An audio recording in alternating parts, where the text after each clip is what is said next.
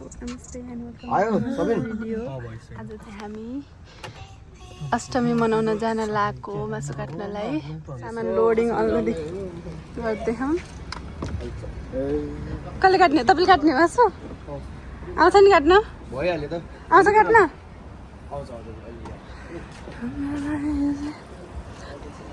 अहिले चाहिँ हामी यहाँ दाइलाई काममा छोड्न आएको छौँ दाइ चाहिँ जानुहुन्न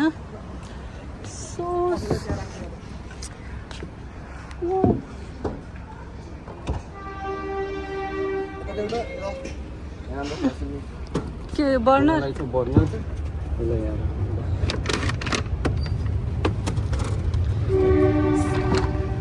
के गर्ने हो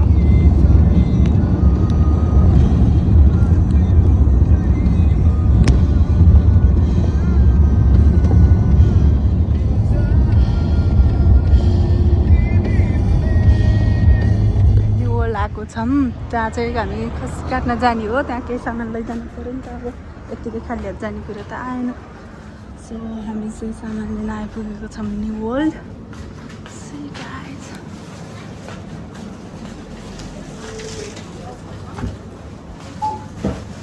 कताबाट हो इन्ट्री यतिको यो न्यू वर्ल्ड चाहिँ सानो खालको रहेछ क्या सानो सिटी भएर कता जानु दाइ भाउजूहरू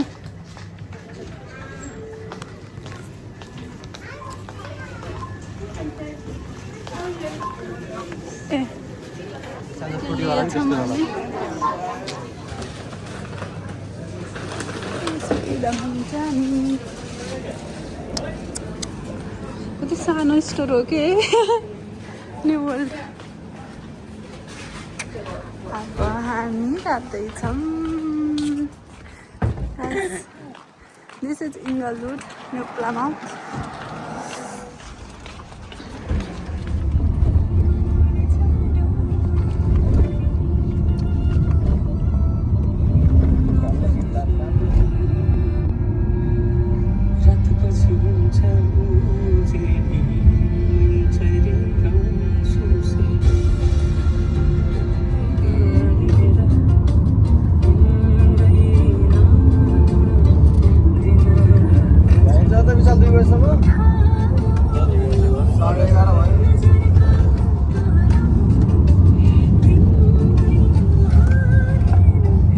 कालो चढे जस्तो भयो है यो त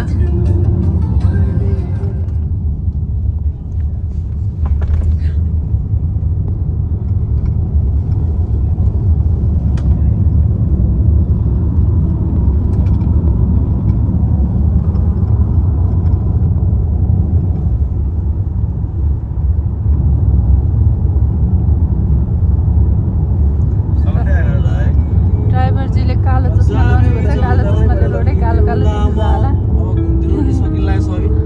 ओके घुम्ती रोड कुर्दा कुर्दै आइसक्यो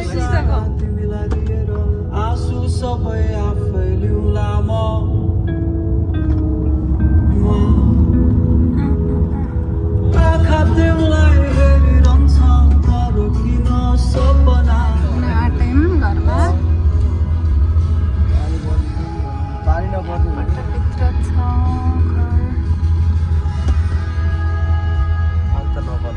यहाँबाट कहाँ जाने हो फेरि लिन विशाल खाइरहन्छ अरे त्यही भएर त त्यो जाल छिटो आऊ भन्दै थियो 10:30 बजे जम्मा भन्दा हजुर नि छिटो आऊ भन्दै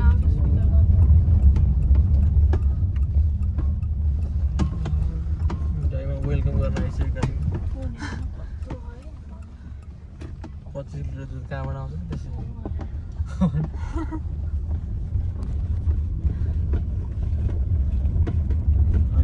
कति सानो सानो गाईको बच्चीहरू यसमा जाने होला दाइले रेडी बनाएर राखेको थियो त्यही यसमा जाने होला लिन विशाल घुरेर पार्दै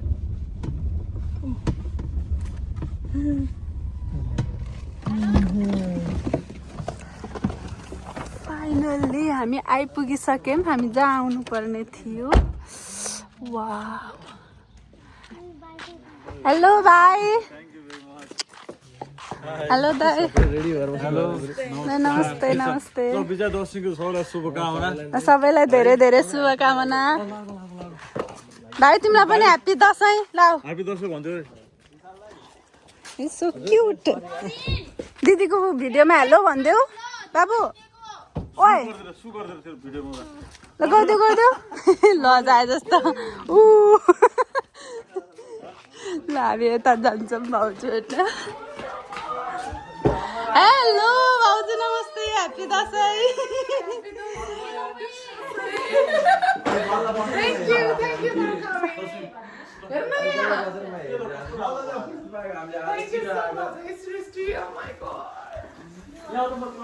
वाउ कस्तो दामी छ क्या यहाँ मात्रै छुट्टै मजा आउँछ नेपालको जस्तो भाइब सब छ यहाँ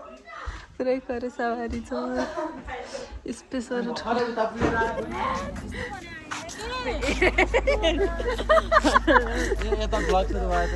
सबैलाई ह्याप्पी दसैँ कता हो सफा गर्ने कहाँ हो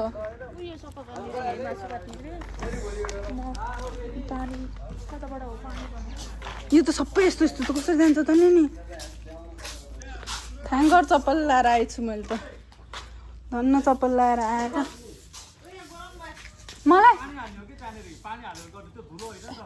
ए पहिला यो बढारेर अनि पानी हाल्ने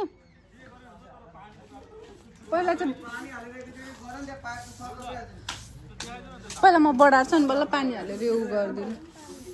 खै अब त्यो मलाई बढार्न नि आउँछ है गाई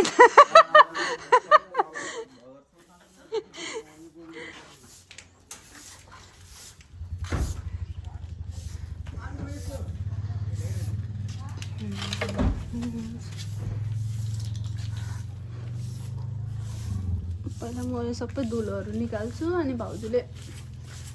पानी लगाएर सबै यिनीहरू गर्नुहुन्छ यो कसको जुत्ता हो मैले फाल्ने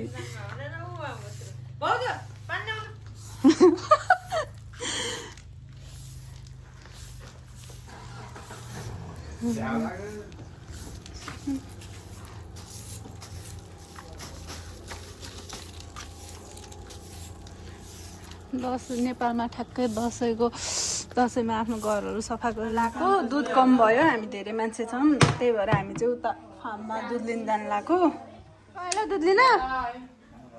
म त्यो घरसँग दुध लिन जानु लगाएको फार्ममा उतानेर त्यो गाईहरूलाई खाँदैन हो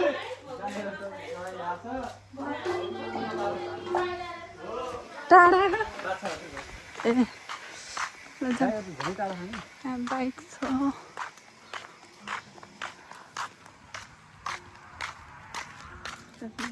कति वर्ष हजुर आएको थियो म 2.5 वर्ष हुन लाग्यो मतलब 2022 जुन आएको आएपछि नेपाल गएँ हजुर आएपछि नेपाल जानु भएको छैन नि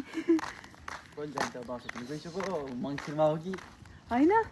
पढाइ छ पढाइ सकेपछि जाने सोचेको थिएँ अब अलि टाइम जान्नै होला पढाइ सकेपछि पनि तपाईँ म त भर्खर त डाइरेक्ट वर्क भिजामा आउँदा है त्यही नेपालबाट आउने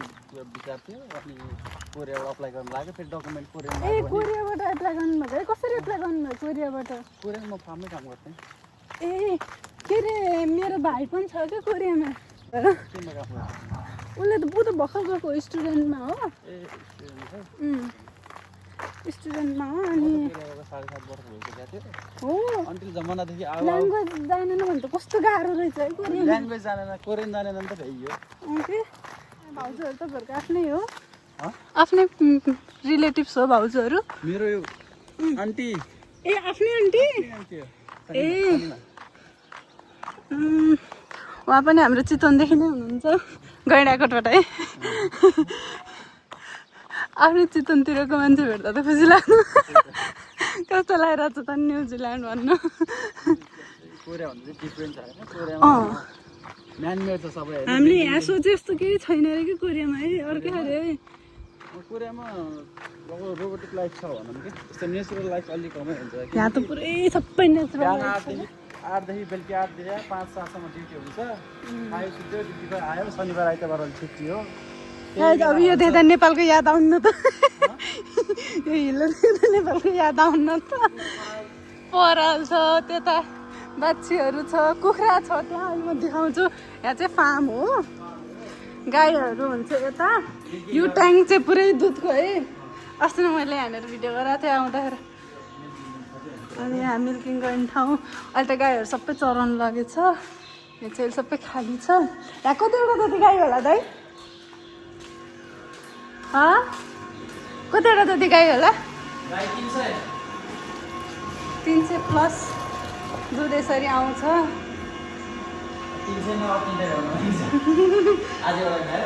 ए यस्तो मजाले दुध आउँछ वाउ मजा आउँछ पोखेर उता त दाउराहरू छ आगो बाल्ने छ अनि बिरालो सबै छ यहाँनिर भन्नु म यता नि गएर आउँछु जाँदै गर्नुपर्छ यो छेउको यो बाछा आज भर्खर बिहाको रे कता हो खै टाउको पछाडि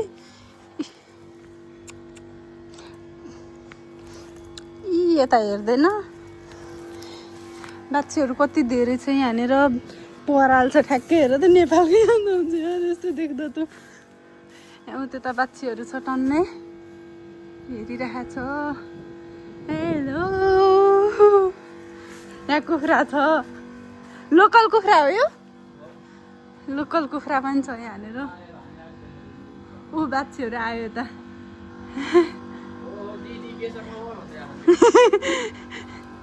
यिनीहरू कानमा यो के भन्ने के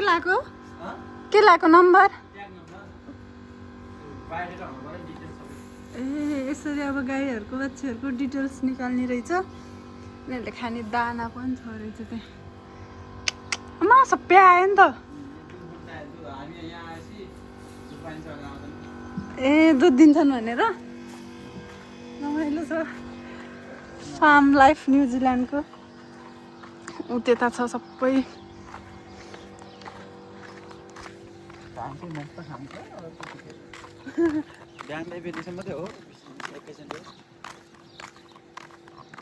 दिनको त पत्तै हुन्नलाई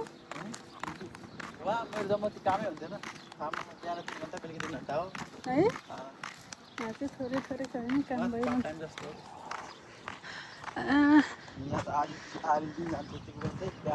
ल्याङ्ग्वेजहरू कतिको हुन्छ नि कोरियन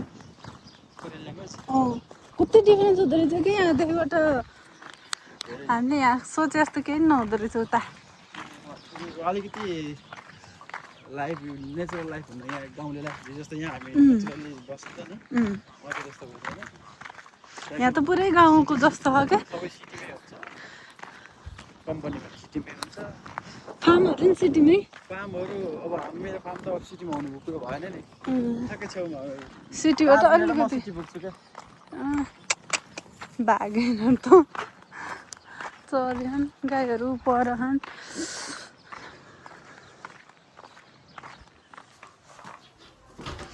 हामीले लिएर आयौँ अब दुध भन् चिया बनाउँछौँ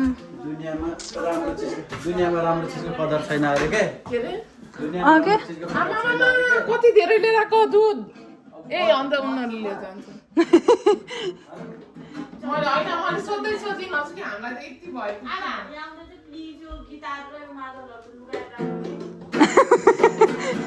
किन सुन कस्तो खालको मान्छे हो नि हामी चाहिँ यहाँ जो आए पनि इन्टरटेन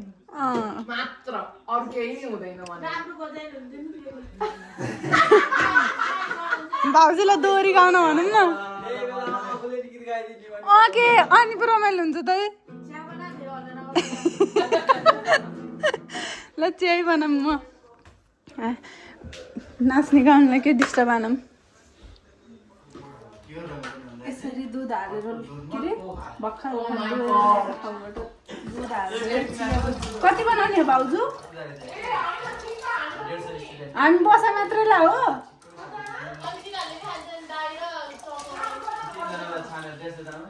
दुधै दुध भन्नुमा के अलिक पानी सक्नुहुन्छ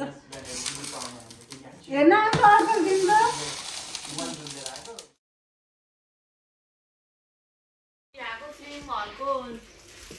पपकर्न पनि त्यस्तै त्यो भन्दा त हाम्रो पोखराको होइन नेपालको फिल्महरूको पपकर्न कस्तो मिठो हुन्छ ल चिया है त खाजा हाम्रो प्योर जर्सी गाईको घिउ प्योर जर्सी गाईको घिउ यति घिउ खाने हो जम जम जम काटेको ठाउँमा आउन लागेको छौँ यो अहिले जुन दृश्य म देखिरहेको छु यो हेऱ्यो भने चाहिँ कपिराइट लाग्न सक्छ सबै चाहिँ देखाउन यति मात्रै देखाउँछु म धेरै देखाउन यतिकै गइरहेको त छाला त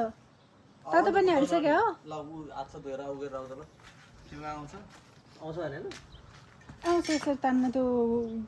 के अरे के भन्छ त्यसलाई ग्लासले गर्नलाई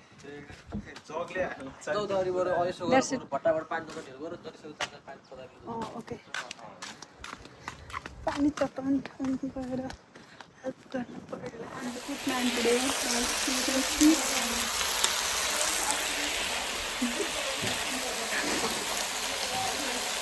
खसीको मासु बनाउन लाएको अहिलेको लागि चाहिँ हामी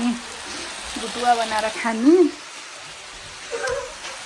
टाइम भएछ रेडी गरिदियौँ कसैले भात कसैले चिउरा मासु कसैले साग पनि सँगै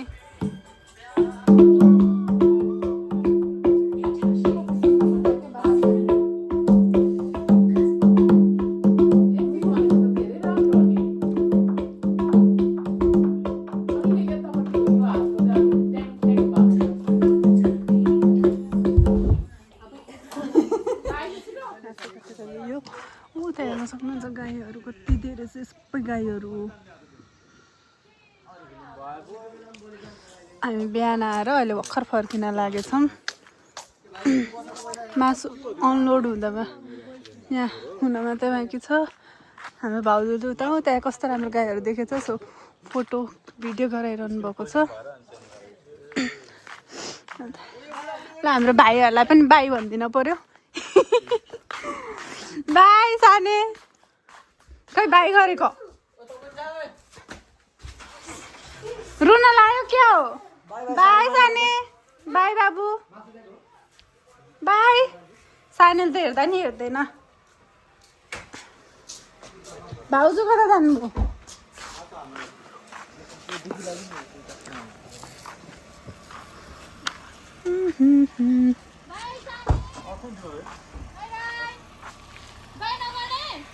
कसैलाई बाई गरे होइन भाउजू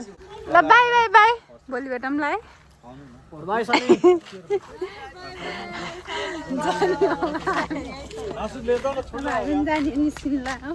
एकछिन एकछिन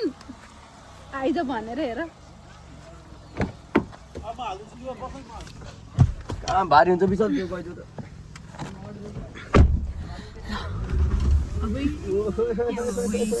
स्लो मोसनमा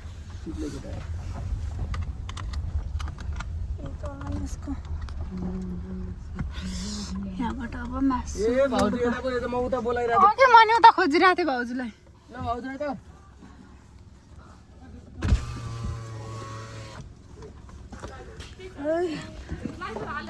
हाम्रो दसैँको मासु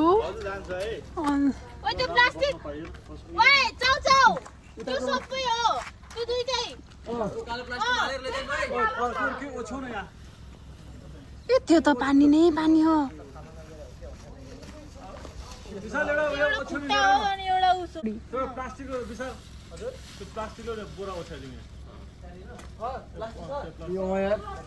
गाडीमा लाग्छ यता चाहिँ बस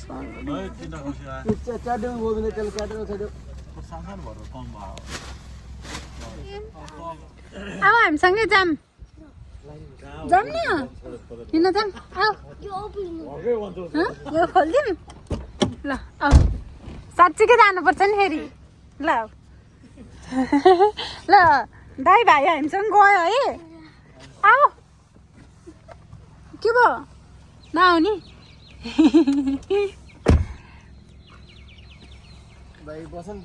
यसपछि चाहिँ हामी घर फर्क्यौँ बेलुकाको 7 बज्न लागिसकेको थियो 10-5 मिनट यसपछि चाहिँ मेरो कपडा आएको थियो मैले मेरो फिटिङ कस्तो भयो भनेर चेक गरेँ लगभग राम्रै भए रहेछ ठिकै आएछ हाम्रो लागि भनेर चाहिँ घिउ बनाएर अलरेडी राखिदिनु भइसकेको रहेछ एन्ड यो दिनुभयो 450 ग्रामको हो यो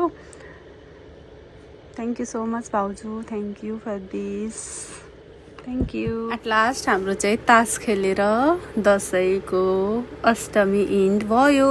thank you so much guys for watching thank you please like comment and subscribe my channel thank you